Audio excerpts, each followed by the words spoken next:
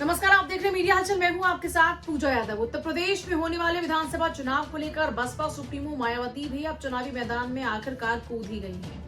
पिछले कुछ दिनों में उनकी राजनीति सिर्फ और सिर्फ सोशल मीडिया तक सीमित रही, लेकिन अब जिस तरीके से वो तीखे हमले कर रही हैं, उसे ये मानकर चला जा रहा है कि जाहिर सी बात उत्तर प्रदेश विधानसभा चुनाव के करीबियों को वो भी अब शायद बेहतर तरीके से समझ चुकी हैं। यही वजह है कि ना वो बीजेपी को बख्शती हुई नजर आती है और ना ही वो बख्शती है समाजवादी पार्टी को। वैसे भी भले ही बुआ और बबुआ दोनों ने ही मिलकर लोकसभा का चुनाव लड़ा हो, लेकिन एक बार फिर से दोनों के बीच में दूरियां अब बढ़ती हुई नजर आ रही हैं। यही वजह है कि कोई भी मौका बसपा सुप्रीमो नहीं छोड़ती है समाजवादी पार्टी को भी घेरने का।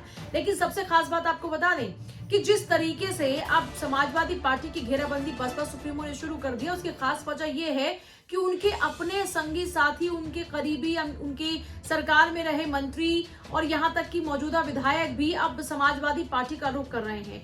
वो ये मानते हैं कि बसपा अब वो बसपा नहीं रही है और ना ही बसपा सुप्रीमो मायावती से अब उन तक पहुंच की कोई बात नजर आती है। यही वजह है कि उनका मोह भंग पार्टी से हो गया और समाजवादी पार्टी को वो अपने लिए एक बेहतर विकल्प के तौर पर देख रहे हैं। तो पिछले कुछ दिनों में बहुत तेजी के साथ में बसपा के कई नेता समाजवादी पार्टी का हिस्सा बन गए। हाल ही में आपको याद होगा ब्राह्मण चेहरे का जिक्र जिसका बार बार पूर्वांचल में हो रहा है, वो ब्राह्मण चेहरा भी अब समाजवादी पार्टी का हिस्सा हो चुका है। और ये चर्चा चारों तरफ हो रही है कि पूर्वांचल में ब्राह्मण चेहरे को अपने साथ मिलाकर समाजवादी पार्टी के मुखिया अखिलेश यादव अपनी पार्टी को वहां बढ़त दिलाना चाहते हैं। वैसे भी देखिए, अगर ब्राह्मण वोट बैंक की बात करते हैं तो ये ब्राह्मण वोट बैंक बसपा के पास में रहा, क्योंकि अब बसपा सुप्रीमो उतनी ज्यादा एक्टिव नहीं है। यही वजह है कि समाजवादी पार्टी के मुखिया ने अपने लिए मौका तलाश लिया और ब्राह्मण चेहरों को अपने साथ लाकर ब्राह्मण वोट बैंक अपनी तरफ खींचने की कोशिश वो करते हुए नजर आ रहे हैं, क्योंकि पिछले कुछ दिनों में ब्राह्मणों की नाराजगी बीजेपी के साथ में भी रही।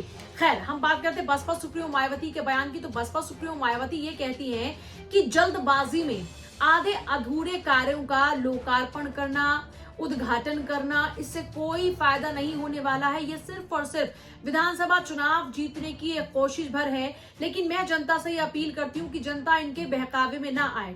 यानी कि ये सीधे तौर पर जो हमला था वो बीजेपी पर था। बीजेपी ने हाल ही में, चाहे पूर्वांचल एक्सप्रेसवे की बात हो या फिर काशी विश्वनाथ कॉरिडोर की बात हो, जिस तरीके से लोकार्पण करके जनता के बीच में एक स्ट्रॉन्ग मैसेज करने की कोशिश की है, उससे एक बात तो स्पष्ट है कि बीजेपी जहां मैसेज स्ट्रॉन्ग तरीके से कन्वे करने में कामयाबी भी हासिल कर रही है, वहीं बसपा सुप्रीमो मायावती इसको एक मिथ बता रही है और वो कह रही है कि जनता ऐसा बिल्कुल नहीं करने वाली है भूल के तौर पर कि वो ऐसे लोगों को चुन ले जो कि जल्दबाजी में से वोट पाने की चाहत रखते हुए इस तरीके के कदम उठा रहे हैं।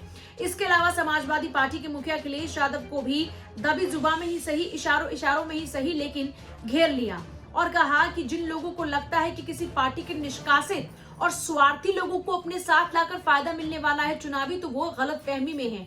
ऐसे लोगों को, इन लोगों से कोई फायदा नहीं मिलने वाला। यानी अभी देखिए, हाल ही में जो विधायक समाजवादी पार्टी में आए हैं उनको पार्टी ने निष्कासित कर दिया था, आप भी बखूबी जानते हैं।